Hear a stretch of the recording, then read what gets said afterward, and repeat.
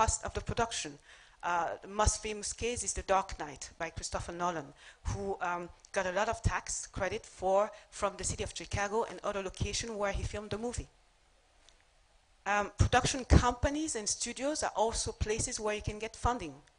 If you're Christopher Nolan and you have a budget of $160 million, you go to Warner Bros. And they get the funding for the movie. Then we go back to private investors and angel investors, all right? I'm going to give you the case of a very interesting case that is usually taught in film school, is the Blair Witch Project, all right? That was released in 1999. The budget of that movie was $60,000, all right? Which is not big for a Western movie. However, and it was gained through angel investors. However, the revenues were up to $250 million. So imagine the difference in terms of a return on investment for the angel investor. The other way to get your film finance is through pre-sale and distribution deals. What does it mean? I'm going to take the case of Slumdog Millionaire that many of you might know, who had a pre-sale with a French distribution company called Pathé. And they brought the right to distribute the movie in Europe. What does it mean? Is that they had the return on investment very quickly because the movie made a lot in the box office, but also made a lot in terms of acclaims and an award. I think that he got an Oscar. The other way to get your funding is through grant and fellowship. So I invite you guys, young filmmakers, independent filmmakers, to look around and see what grants and fellowship are available. I'm going to give you the case of a movie financed by grant was The Beast of the Southern Wild, which in 2012 got the grant by the Sundance Institute and went on to become, to get the grand prize and a lot of acclaim. The other way, and very innovative way to fund your movie is to crowdfunding. I guess that some of you may know the platform called Kickstarter. Kickstarter is a platform that allows people to get their movie out there and get netizens to fund their movie to the tune of, I don't know, $500, $50 and whatnot, and in exchange you give producing credit, associate producer, and whatnot. Interesting case would have been Veronica Mars, who gained $5.7 million back in, I think it was in 2012 or something, all right? And finally, the last way of financing your movie is through self-financing, meaning you go to your saving, you max out your credit card, or you ask mom, dad, and whatnot to finance your movie. And this is usually the case here in Nigeria, where, for example, there's not much of, let's say, infrastructure when it comes to film financing and funding, either provided by policymakers or provided by banks. So the good example for, for film financing through savings is a movie called Clerk by Kevin Smith. He financed the movie up to $27,000 and got an acclaim. It became today a cult movie. So that was my insight into the different ways of film financing. But having in mind that film financing and co-production are things that are evolving, because emerging market, what we call emerging film market, like market in Africa and so on and so forth, are currently changing in terms of, let's say, policy and creating more and more, let's say, funding bodies. For instance, La Francophonie, which is a body like the UN for French-speaking countries, is currently working on helping multiple countries in West Africa, French-speaking countries, in establishing the funding, the commission, the film commission, and funding bodies. For instance, in Senegal, they have the FOPICA, which fund film. In Ivory Coast soon, I think that there will be a launch of a funding body in Ivory Coast, in Ghana, and so forth. So film funding is not, let's say, a strict or set in stone. It's evolving.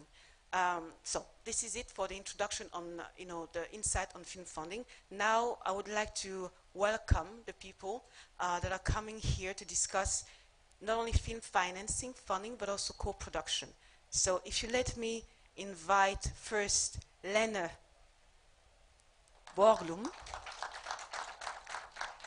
She's a very interesting producer. She's come from Denmark, all right? She's one of the first female producer in Denmark, and she worked with Lars von Trier.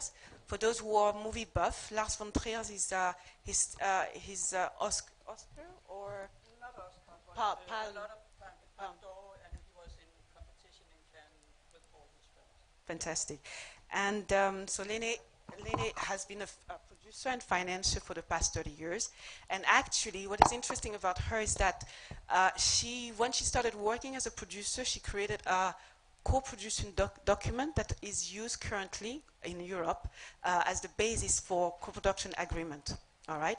So the second person that we're going to ask on stage is Filson Ali, all right, from Sweden, via Somalia. She's a producer-director, all right, who has created a company called Camera X and focused on very unique stories in Sweden. And she's also the talent to look at by the Swedish Film Institute. All right. The third person that we're going to welcome on stage is Denis Cugnot, who is a French producer. He happened to be in the film industry for the past 20 or so years and made a lot of interesting hits in France and worldwide. All right. And the last person that we're going to welcome on stage is Jean-Marie Laronze. He's a TV series producer, all right, who recently produced a movie, a show based in the Caribbean, in the French Caribbean, that you if you watch French TV or you're, let's say, used to watching French TV show, you seldom see people from the Caribbean on series. So he managed to do a co-production with Betty Johnson, if I'm not mistaken, focusing on a story that is authentic and original to the Caribbean. So let's start now with, let's say, discussing funding and financing. Co-production and locking opportunities. Thank you. So,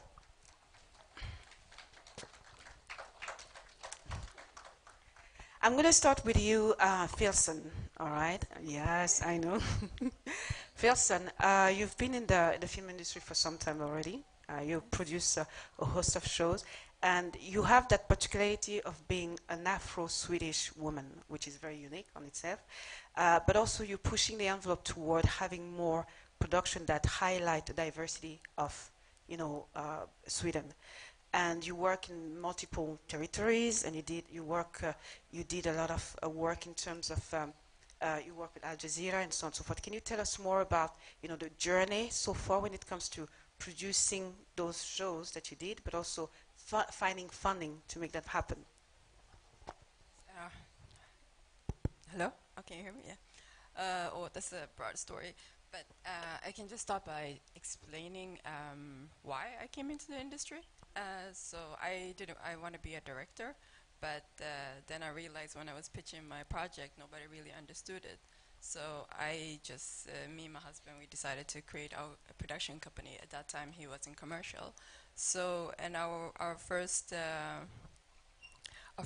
client was actually Al Jazeera, co-produced. So it was just somebody that we stumbled on, and then we became friends. We're still friends, Fatma Naif, you probably know her.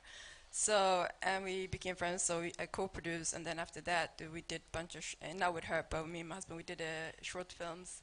And how we funded at that time, because it was really hard since you're not experienced producer, so you don't get funding easily in the Swedish Film Institute. So we apply grants and also work with the local people, trying to collaborate in that way. So slowly but surely I built that. So now it's a little bit easier to apply for funding and also co-produce, because I was part of the Young Nordics Producers Club. So, and that kind of helped us to co-produce within the Nordics country. I don't know if I answered your question because it was such a broad question. But yeah. So tell us the story about the Mothers of Rinkeby. The Mothers of Rinkeby is a beautiful story. It's about mothers who actually look out for the kids. Because I don't know if you guys know, Rinkeby in Sweden is vulnerable areas. So it get a lot of black painted, so it doesn't give a lot of hope to the youth who lives there. So what these mothers do actually, they provide their friendship and their time and space to look up after them, and also just be mothers, you know. So, and that's what Mothers of Renkibi is about, you know, mothers who's taking care about the neighborhood. But that project was fully funded by Al Jazeera. You didn't have to go to the... No, it was commissioned. It was Okay. commissioned, yeah. But we do have other projects that we applied for funding through Swedish Film Institute and also regional funding. What are the key requirements to get funding from the Swedish Film Institute? And if, for example, you want to work with an African producer, how would it work? Co-production. Yeah. Co-production. Like, for instance, there is actually a Swedish movie playing now, The Dog, Wednesday, premiering here in Afriff. And that was a Swedish production company, Flamingo, run by Baker Karim, who was a film consultant at the Swedish Film Institute a couple of years ago, and with his brother Alex Karim and Camilla Läckerberg. She's an investor and also a successful author. So, and the co-production is funded by Swedish money, and also co-production with the regional funding with Fox Snow via Film i Skåne. And so that's, I mean, the question is like how to co-produce, right? Mm-hmm. So you want to, I can do the Swedish one, because I mean, co-production is really it's easy, but yet really a little bit complex. So I can start with the Swedish Institute, for instance. Like, we have a Swedish Institute, and they provide the money. Mm. But in order to have your budget, you need to go to the regional funds as well. So, and then there we have Film West, Film i Skåne, and then also Film Stockholm.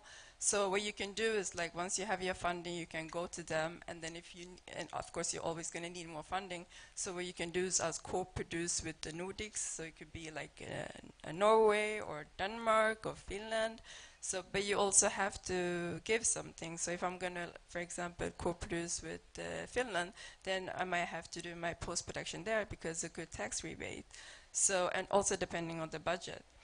And so that's how you can co-produce. But also co-producing is not something like you just call, you know, a production company. You have to also create relationship with people, go to film festivals, because you're talking about money, you know, and you're going to be spending a lot of times together. So I think my advice will be create relationship first, the people that you want to create with, and then look through the co-production option. And as a Swedish producer, when it comes to working with African-based producers, how does it work in terms of, I guess that you're going to get access to funding, but are there any specific requirements and so forth? No, I think it's just experience. I mean, for me as a producer, what's very important is, like, we tell authentic stories. Mm-hmm. So I always start with the writer's room. So I need to know the writer have the right experience, you know. So even if, let's say, if somebody's black and we're gonna tell like Afro-Swede, but she's Eritrean, I'm not gonna hire a Somalian. So I'm gonna like trying to look for somebody who is from that region, so I can understand, have more authentic stories. So I try to think that way when I do my work, and trying to have as close as possible, so it become authentic. And when it comes to funding, I think you just need to be experienced. You know, of course it's gonna be hard regardless, but you just have to be stubborn. Okay, fantastic.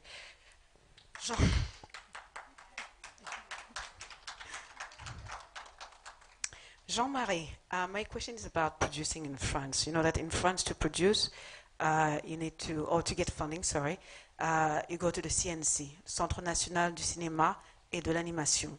And in France, as in most of the European countries, film production is regulated and policed, if I can say so.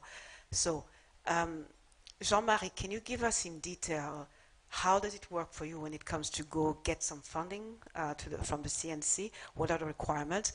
And when it comes to filming, for example, in the Caribbean, with either French or none, what are the requirements? Well, I will talk only about TV series here. If you want to have funds from the CNC, you must have a broadcaster, you must have a streamer or a TV channel. So, for example, for the last TV series, we were developing the script with France TV, and it was really easy to have funds from CNC and from the region of Guadeloupe to produce the TV series. But first, you must have the streamer. And CNC is very efficient, to be honest. It's a very, very complicated but profitable fund because you can have a lot of grants. Yeah. For those who don't know how it works in terms of funding in France, for example, and a model that might apply to much of the European countries, all the TV, the free-to-air TV network like France Télévisions, TF1 and whatnot, have to pay their share to the CNC. Pay TV like Canal Plus also have to pay their share to the CNC. So this is how film is funded in France, from the revenue, the part of the revenue shares from TV, like the free-to-air TV or the pay-per-view, and in addition to the contribution, the tax contribution from different local government. All right. So I'm going to move to Lene. Lene, you've been in the industry for over 30 years. All right. You have created the basis for co-production agreement that is used currently in Europe. You've worked with some of the best names in the industry. As of recent, you even work with Ryan Gosling, if I'm not mistaken. So can you get us through the process of film funding and financing and co-production from your point of view? Can you hear me? Or do I have Thank you. Hello. Yes. For me, the projects I've been doing, they originate out of Denmark with Danish writers and directors. Of course, the first thing we do is to apply for funding from the Danish Film Institute and to get distribution in Denmark and TV, because those are requirements in order to get the support from the Film Institute. And then we find out where can we shoot the film and find places where we can create financing or obtain financing out of shooting there, spending money there. And most countries have systems in the form of national film institutes, film funds, and regional film funds, and most countries also have some tax rebate that can be added to the financing. And of course, distribution and TV in many countries is not worth so much, but can be a requirement to get the financing. And then also some countries require that if you have a head of department, an actor, maybe a couple of heads of department, maybe a few actors, then you can get support also for the co-production. And depending on the complexity of the film and the size of the budget, you can add countries and spend something in each of the countries to put together the financing of the whole film. And some of the projects I have done have had up to like 50 different investors from different countries. But that is also the way in Europe to be able to hold on to the ownership of the film. You own the film and you give out, each of the co-producers own a share of the film according to the European Convention. This is what we call minority producers? Yes, also the minority producers, because if you co-produce under the European Convention, then each co-producer has to own a share of the film that corresponds to the part of the financing. If you put up 10%, then you own 10%. And you have 10% of the revenue to split between your own financiers. In actuality, what does it mean owning 10% of the share of the movie? It's a technical thing about owning the copyright to the film, not to the underlying rights like the authors and directors' rights, but the film to exploit it. So the revenues from the film go into a waterfall of, split of the revenues between all the co-producing countries and all the financiers in each co-producing country. My question is, for instance, European countries have a framework for film production and regulation and so on and so forth. When it comes now to, let's say, co-producing and financing with, let's say, countries that have less, let's say, regulation, how does it work? Let's say, for example, in Nigeria, if you want to come and film and you have a project that involves a Nigerian co-producer or an Ivorian co-producer, how would it work in terms of, making it work?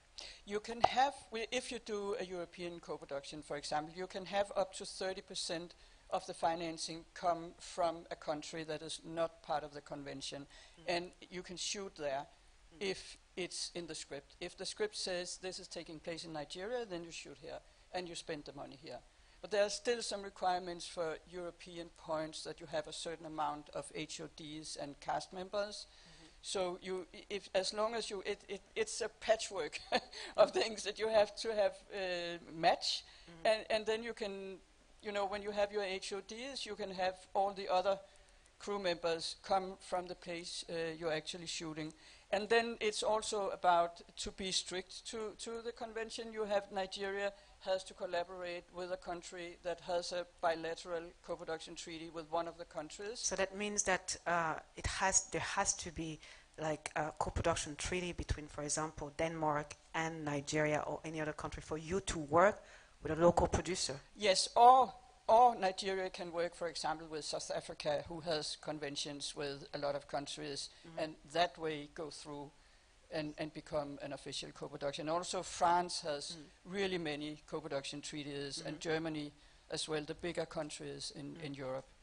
Thank you very much. Talking about co-production treaties in Africa and in France, the existing co-production treaties that are ongoing are, for example, South Africa and Kenya, signed in 2022. South Africa and Nigeria, that we learned yesterday from Baba, that it's ongoing. South Africa and France, and then now we're going to look at, let's say, France and the host of, let's say, co-production treaties signed with other African countries that include Senegal, Kenya, Tunisia, Burkina Faso, Cameroon, Egypt, Ghana, Ivory Coast, and Algeria. So I'm going to move to Dennis. You've been in the industry for 20 years and you worked all over the place. So, and one of the challenges, I guess, when it comes to co-producing movies or TV series and with internationally is to find the right co-producer who has the right attitude and also understand how it works, maybe, for example, in France. And so can you tell us, can you go through your experience in, doing so? Hello, everybody. I'm very happy to hear. It's my third time in Nigeria, in Lagos, and I love your energy. Point is, I'm produced 3 movies with Africa, in particular Apolline Traoré, my directors. And for return to your introduction, I'm not Disney, I'm not Netflix, I'm a poor producer. So I go through every doors, every windows to search the money. I want money. I'm a producer, So more seriously, for my last movies, Sierra by Apolline Traoré, we win the public prize in Berlin, and we have win lots of awards all over the world. I'm very sorry, my English is poor. Donc I try to translate my pensée, mais tu m'aideras si j'ai un problème. Il n'y a pas de problème. Okay. Very sorry. So for Sierra, we have 1.2 million euros of budget. It's for African film is high budget, and we have in the beginning we make a co-production totality égalitaire co-production with Burkina Faso, France, Burkina Faso, and we have an co-production agreement, and with France and Burkina Faso, and I must have a Dylan, allez-y. accord- If you allow accord- me to make it easier for him, he's going to speak in French and I'm going to translate. Is that okay for you? Okay, good. Yes, thank you, parce que c'est technique. Ok, Le gars. Bon, vas-y. ok, thank you. Pardon. Welcome. Pour Syrah, donc on avait un accord de coproduction entre la France et le Burkina Faso. Okay. For the latest movie that he worked on, there is an existing treaty between France and Burkina Faso that actually helped, in his production. Et de par cet accord, la nationalité du film, qu'il soit Burkina Faso, Ivoire, Écosse, devient à la même qualité qu'un film français. Donc je peux souscrire à toutes les aides au CNC notamment que j'ai eues sur les précédents films, qui est l'aide au cinéma du monde. Okay. So because of the treaty between Burkina Faso and France, the production actually has access to all funding available in France at the CNC. All right, because of the existing treaty between France and Burkina Faso. Et voilà, et c'est très important pour nous parce que le départ du financement vient de là en fait. C'est que après, je vais pouvoir aller chercher des chaînes françaises comme Canal+, comme TV5. Donc je fais des préventes auprès de Canal+ et TV5. Et le fait de faire ces préventes et le fait que ce soit qualifié comme un film français, ça rentre dans leur obligation d'achat. Donc ils ont une volonté d'obligation. Sorry. So because the movie is qualified because of the treaty pre-existing between Burkina Faso and France, it means that the movie is considered a French movie. Therefore, he can go and fetch any distributor. He can go and go in front of any free-to-air network to get funding additionally. Because according to the law in France, for example, the channels have an obligation to fund a certain amount of movie per year. So he can go to those channels like France Télévisions, Canal+, and so on and so forth, and get funding from there. Is that okay for you guys? Okay. Merci beaucoup, Florence. Et donc, pour financer Syrah, ça a commencé comme ça. Donc, on a eu Canal+, TV5. Après, Apo, de son côté, a eu du financement burkinabé. Et on a eu aussi le World Cinema Fund. Okay. So he got funding from TV5 Monde and Canal+. And in Burkina Faso, he got also some funding from Burkina Faso. And also from the World Cinema Fund. I don't know if any of you is familiar with the World Cinema Fund. Yes? No? The World Cinema Fund is a fund, it's a German fund from the Berlinale. So for anybody who is international film producer from Africa, you can apply and get potential funding. It's equivalent to the ACP fund from the ACP's Africa, Caribbean, and Pacific from the Cannes Film Festival, from the CNC. All right, and also for you guys, it's important that you check out there what possibilities and opportunities are open for you for funding. The World Cinema Fund that he mentioned from the Berlinale, and the ACP, Afrique, Caraïbes, and Pacific. If you're an African filmmaker, you can apply for those funding, and also if you meet the proper requirement. Exactement. Suite après du financement, I talk about my own experience about financing African films. Donc, la suite du financement de Syrah, c'est qu'on a eu un accord de coproduction avec le Sénégal. On a eu le FOPICA. D'abord, on a le FOPICA. Donc après, on est obligé d'avoir un coproducteur sur place. So also, the story of the movie Syrah, so we got the French, then we got the Burkinabe, and then we got the Senegalese. And you go in Senegal, they have a fund, which is FOPICA, who also provide funding. So the story of the movie so far, we get funding from France, we get funding from Burkina Faso, and we get funding from Senegal. Voilà, et donc ça me fait revenir au sujet du panel, c'est que nos films africains qui ont des petits budgets, même si les miens sont les plus gros budgets des films africains, on est obligé, pour arriver au succès d'avoir un financement à 100%, de passer via des coproductions. Donc sur Syrah, j'ai été mais j'ai été contraint de prendre un coproducteur sénégalais. On part avec une production burkinabé, française, égalitaire. Après, j'ai un coproducteur allemand pour le World Cinema Fund, c'est une obligation. J'ai un coproducteur sénégalais, parce que c'est une obligation aussi pour avoir le FOPICA. Et après, on a été tourné en Mauritanie, donc j'ai dû prendre un producteur exécutif mauritanien pour avoir tous les accords. Et après, si on a le temps, je vous raconterai l'histoire. Okay, but so it's an interesting story. So from the World Cinema Fund, they got a German producer and funding from from Germany, and then they got a Senegalese producer through Fopica. They got Burkinabe producer and a French producer, and then they moved to Mauritanie. and Mauritania. They also got a line producer from Mauritania. All right. So, vous voyez, on arrive à des schémas qui sont extrêmement compliqués. Tout ça pour avoir la monnaie.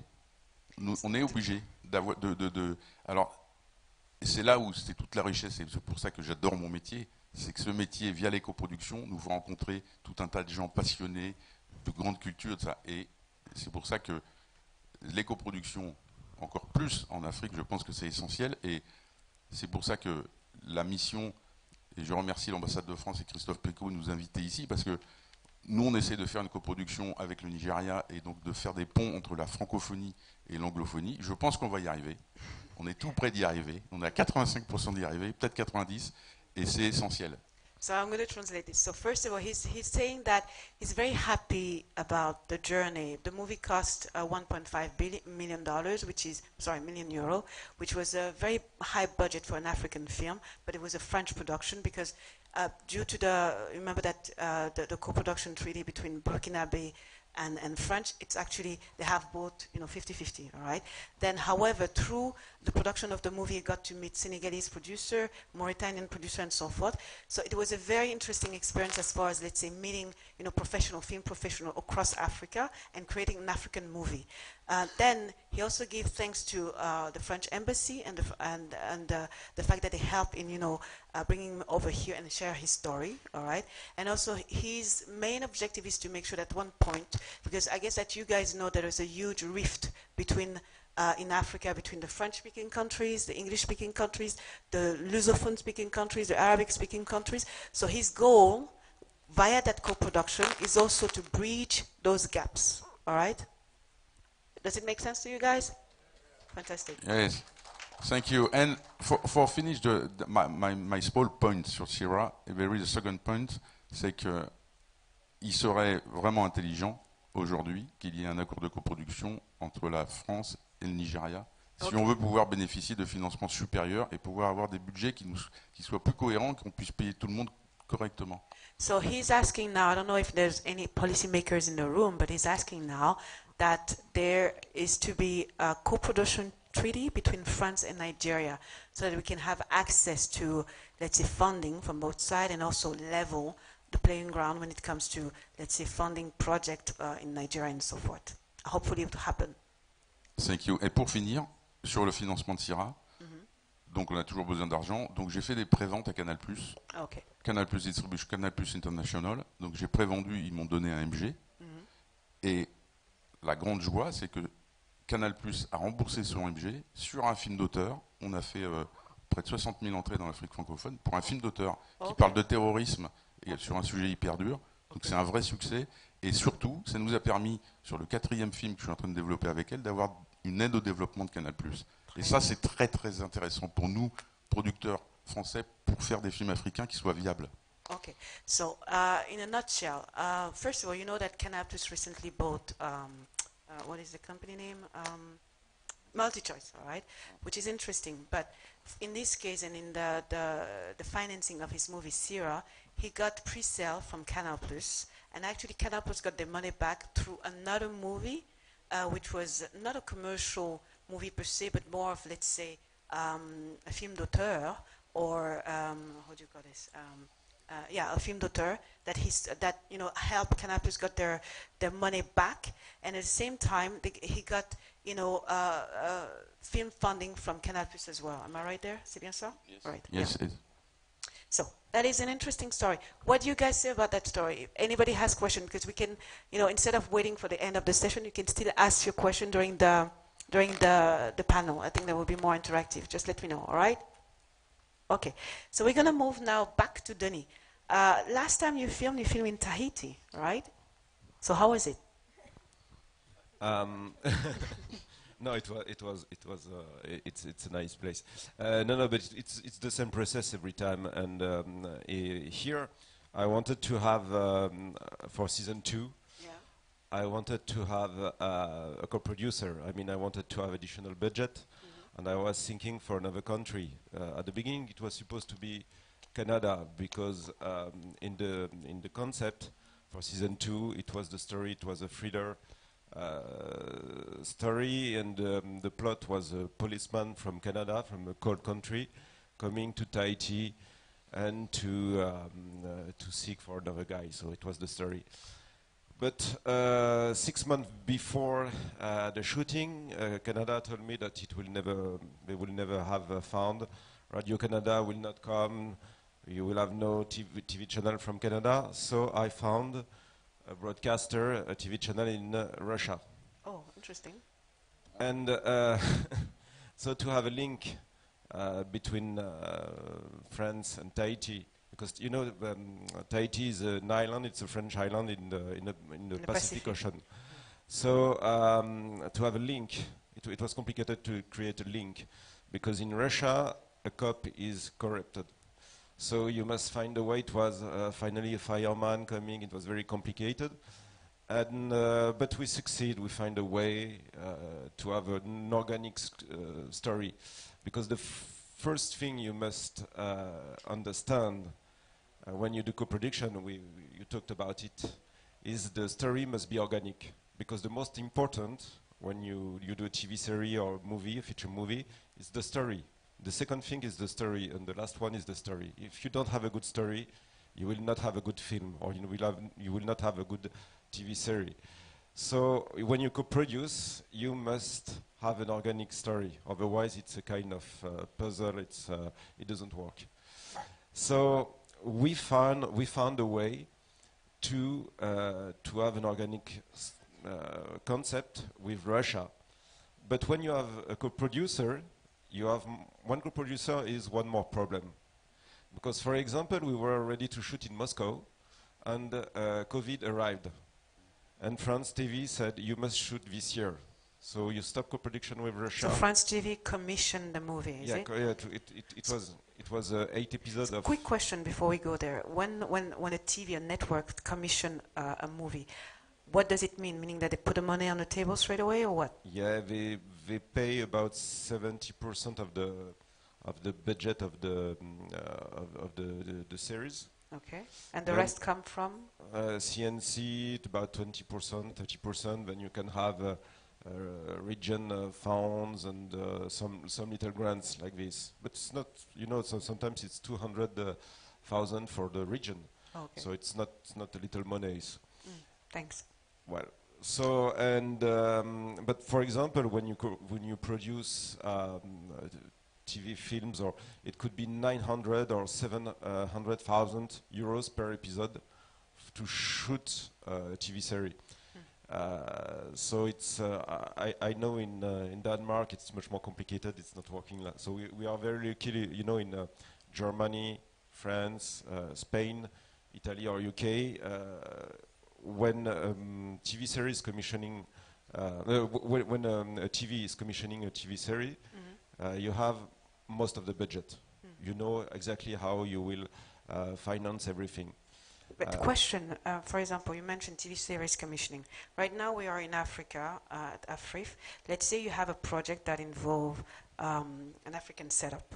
And as far as, let's say, the treaties, the European Convention is concerned, when it comes to film funding, including TV, meaning that they have to fund films or TV series that are intrinsically European. So going back to now, let's say you are commissioned by a network. Would you have the funding to fund something that is maybe set in Africa with a European back? How would it work?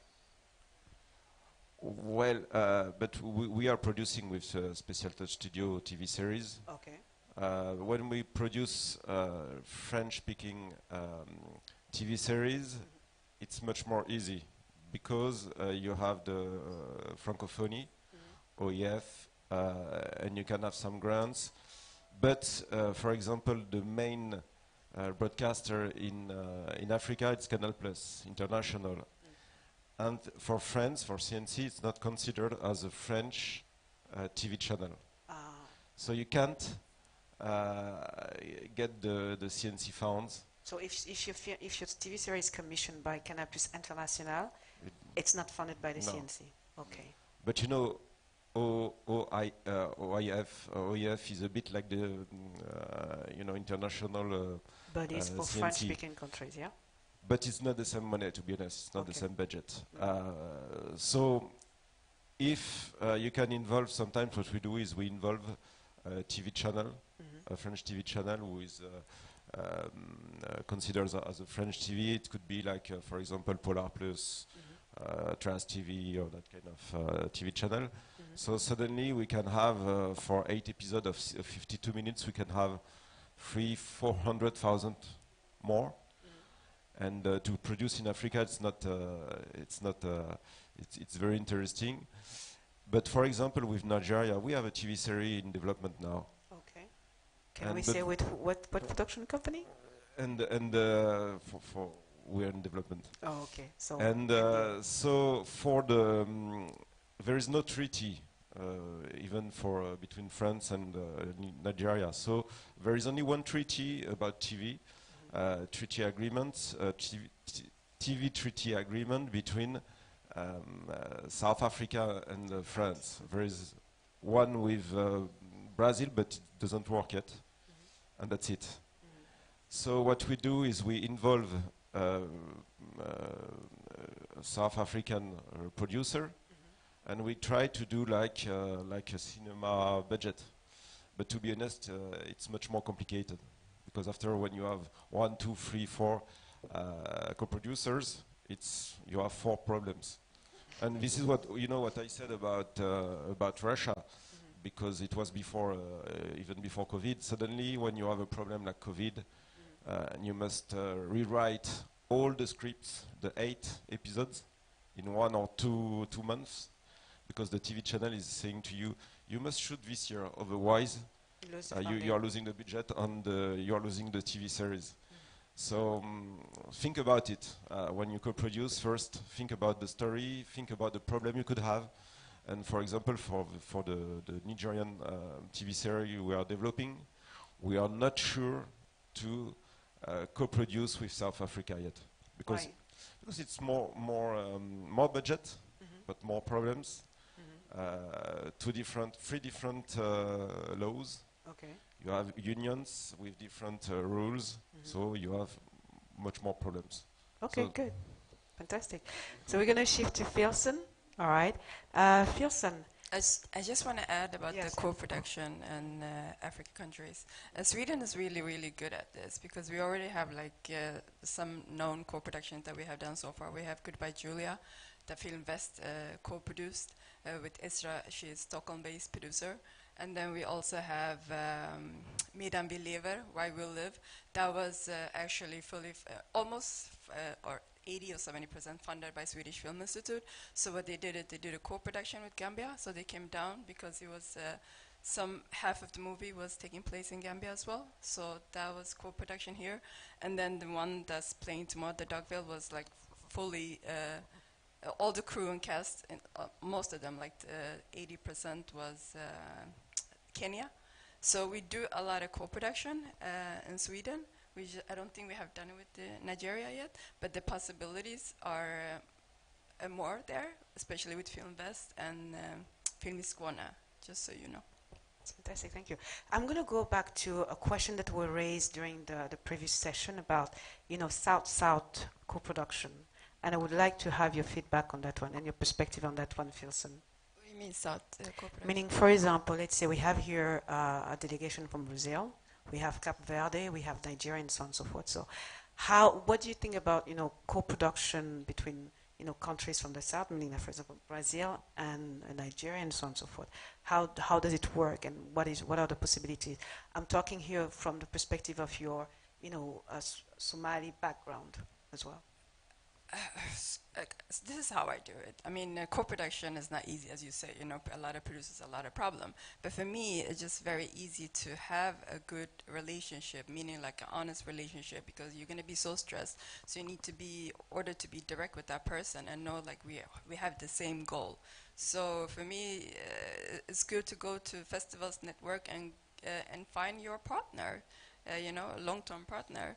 and if you have a good partner, I think anything is possible. So that's how I will see it. I mean, the more co-produce we do, the better it is, because it's really hard to get a film funded.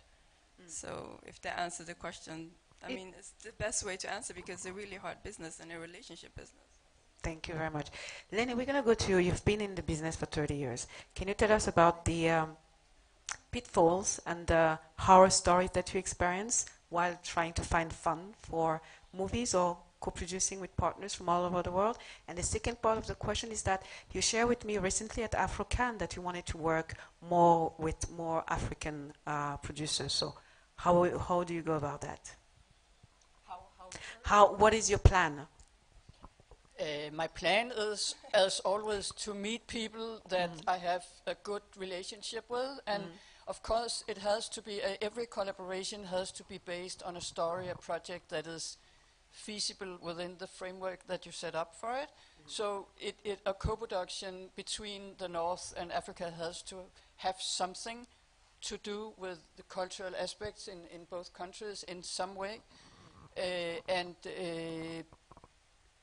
The challenges of every film financing is that it takes an enormous amount of time and an enormous amount of frustrations and enormous amount of rejections from different, you try one path and then you are rejected, and then I have to rethink everything. I go there, and then maybe you succeed, and then you need something else, and you go there, and you find out that doesn't work, because the way that they're working in that country are so different from what you are used to. Or I recently experienced that we were planning to shoot a film on location in a country, and we found out that it was literally very, very difficult, because all locations would be like with transportation of at least an hour between them. So, so we had to rethink the whole thing, and those are things that always happen. And the only thing, and also the net outcome of a collaboration has to be good. I mean, sometimes you can get a lot of funding from one place, and then you find out that the costs of producing there are higher, so that you actually net have to pay more than you would do without support in another country. So in the end, hopefully, you end up with a fully financed film and good partners. After it can take, I have experienced up to 10 years of preparation of films before they succeed. Did that answer the question? That answered the question, thank you. Any questions from the public already? Yes, we have a question down there, up there. Up there, actually we have two questions. Can we get the microphone to the people there? Obviously speaking in the wind.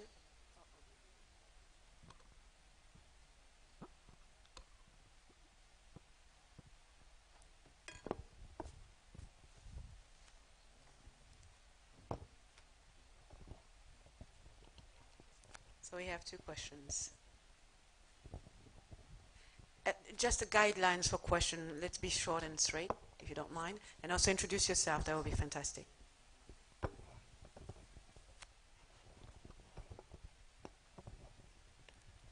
Okay. Greetings to everybody. I'm Montana Peters, and I'm a movie producer from Cameroon. Fantastic. And I'm here to represent my movie Dead Man's Witch, which I'm the producer. And it's actually a pleasure for me to be here in Nigeria for the Africa International Film Festival.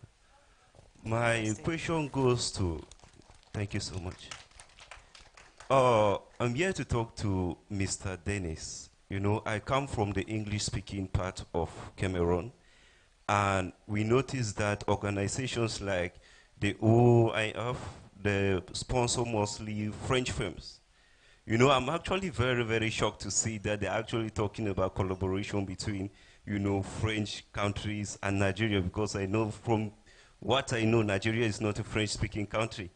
You know, because in Cameroon, I was fortunate to take part in the Crown Noir Festival. We were actually talking about this same topic about financing. You know, I asked him question, why is it that in Cameroon, they will tell us that they cannot finance English films because OIF is a French organization. But when you come to Nigeria, they're actually telling us, in the previous panel, I heard somebody, I think Mr. Francis, he said they did a collaboration with a Nigerian company or something. So, Mr. Dennis, my question is, why will you spend your time, sorry, the Nigerian Put you on the producers, I don't want to blast take your market, to, why, thank you so much. So the question is why the... Why yeah. will you spend your time coming to Nigeria when Nigeria is not a French country than just for you to come to the French English-speaking part, you know, and let's do business? Okay. Simply, Interesting. Very good. So off to you. He put you on the blast, though. yes, thank you for your question. My response is very simply for win money at your box office. You know, a Nigeria. We come to... Je retourne en français, hein, Oui, préface technique. Donc en fait, nous, on vient au Nigeria pour espérer des recettes supérieures qu'on peut avoir en francophonie. Parce que comme le disait Axel Guyot, mon partenaire, on a beau faire des succès, que ce soit des comédies ou des films d'auteur comme Syrah qui marchent dans le monde entier, le retour sur investissement en termes de monnaie, dollars, n'est pas suffisant pour que ça soit rentable. Ou alors, même si Syrah, je fais des... sorry. Okay, so Mr. Just, it's a numbers game. Simple as that. Nigeria is 220 plus million people, all right? Cameroon, beautiful country, center of Europe, the continent, as they call that, but I think less than 12 to 20 million people. So yeah, the reason why he came and a host of French, you know, production companies come to Nigeria is because of the market. It's larger, and regardless of the fact that you have many 14 French-speaking African countries, in terms of return of investment for a producer like Dennis, it makes more sense financially to come to Nigeria. Does it answer your question? Yes? Other question up there? Yes. Hello everyone. My name is Waiganjo, John Waiganjo, film producer and director from Kenya. Here to present my documentary that was screened yesterday, or yesternight, Descendants of Broken Heroes. Thank you very much. So I have quite a mouthful, if you allow me. Just ask 3 questions, if you allow me, Prudence. My first question is especially on the treatise. Mr. Denis mentioned something about the production they did in Burkina Faso. It was considered a French movie. The question is, does it limit where a movie where you do such kind of productions, does it limit where it can be distributed, or does it have to be exclusively within the domain where the funding is coming from? Because from where I come from, the person who holds the money is the one who decides where things go. So sometimes it can be limiting. That's my first question. Hold that thought. Yes. Donc tu as compris la question? No, you speak too quickly. Okay, il demandait si par exemple le film que tu as produit, France et Burkinabé, est-ce que ça limite la distribution à la France? Voilà. Pas du tout, no. Not at all. Not at all. Not at all. Okay, second question. Second question is, I've heard all throughout that when it comes to co-production, the thing that actually gels it together is relationships. And most often you find independent filmmakers may not have the opportunity to have the relationships with, let's say, for example, entities from other countries. Yes. Like I personally tried to apply for Biennale somewhere, but they require a German director to be there. Where can I access that person? I mean, how do you go about it? Let me answer that quickly. You're here in Afriff. You Yes. have the Brazilian, you have the South African, you have the French, you have so forth. You have to take yourself and have a discussion with, you know, potential co-producers. You can attend a master class, you can attend sessions like this. So Yeah, interesting. That doesn't happen mostly in my country. yeah, I just want to answer that because we have a film festival in Sweden. So sometimes people, in order to apply for the pitching forum, they need to have a co-producer in Sweden. So I get a lot of projects, you know, people want to co-produce with me. So what I do is like I take meetings and see which one fits me and fit my brand. So you can always do things like that. Also connect with them and link it. So yeah, there's different ways. I know it's hard if you're independent producer and you don't have the money to travel. You haven't now you're here, so take advantage of it. But in the future, also use Linkit and also other forums that you can find online. Thank you. Last question. Yes. Who can actually approach or decide when a treatise can be made? Can filmmakers Wait, hold on. Say it again. who can choose to decide whether a treaties will be made between countries? Oh. Can filmmakers actually petition for one to be made within their countries and another one? I think I'm not an expert. I'm just going to give a beginning of an answer, meaning that when the countries decide to sign co-production agreement, is because maybe they have an ongoing collaboration, a history, and so forth. But then also sometimes association and film bodies within the country can lobby their policy makers to make that happen, if it makes sense. But I'm going to hand the microphone to Lena, who can... I just had a very short comment to what you said, because nowadays you don't have to travel to meet people. I get a lot of emails from people from everywhere in the world saying, would you have time for a Zoom call? And then we start with a Zoom call to discuss the projects, and we can even see each other's faces and everything. So it's almost like meeting in person. And on the question of, let's say he's asking co-production treaties between countries, where does it come from? I gave a part of the response, but can it also come from lobbying within the country? It's of course it's the governments who and the cultural ministries and everything that negotiate the treaties, and the local film institutes. In my country, the Film Institute, which is a department under the Ministry of Culture, goes and negotiates with the parallel partner in the other country. But of course, lobbying is a good thing. If the filmmakers comment, this is what we need because this is what can make us collaborate with the world, then I think it might take a long time and a lot of work, like a lot of other things, but lobbying is always a good thing. Fantastic. I think in Nigeria here you have multiple guild and so forth that do lobby to get things done. Any other questions in the audience? Yes, please go on. To me, it's a great pleasure to at the festival. My name is Tom Pinheiro. I'm a producer and director. I live in Brazil. I'm here with the Brazilian delegation led by Espacini. My question, we read to be more objective.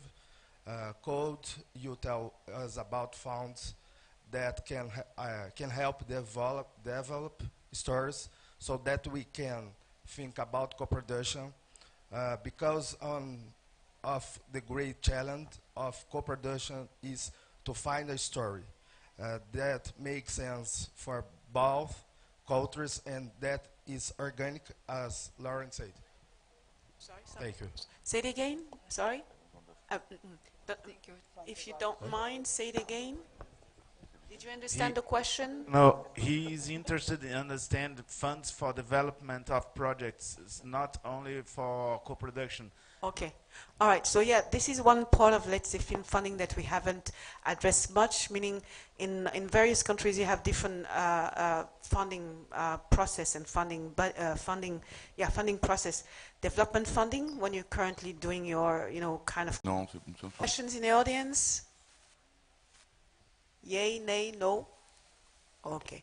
So, to close on this interesting panel, all right, can we have your insight into the fact that, for example, in countries like Nigeria, where we don't have access to fund like in Europe, where movies are mostly funded, by private funding and equity financing and so on and so forth, what do you think could be the best way to make things happen to get their funding, or to for them to realize the creative endeavor from your point of view?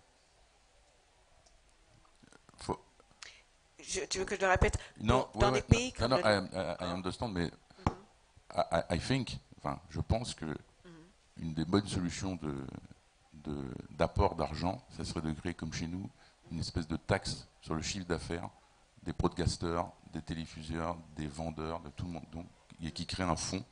Et après, ce fonds s'est réparti. C'est toute l'existence du CNC chez nous. Okay.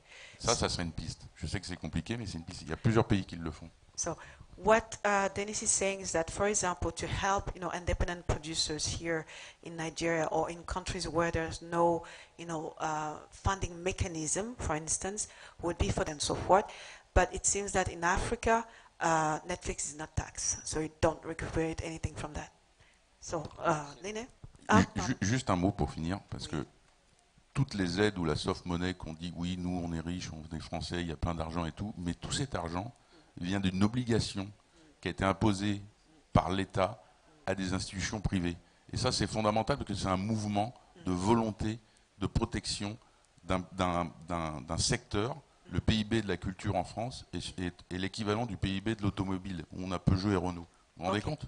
So he's saying that most of the time you think that, in the Western world, producers or filmmakers have more access to fund and so on and so forth.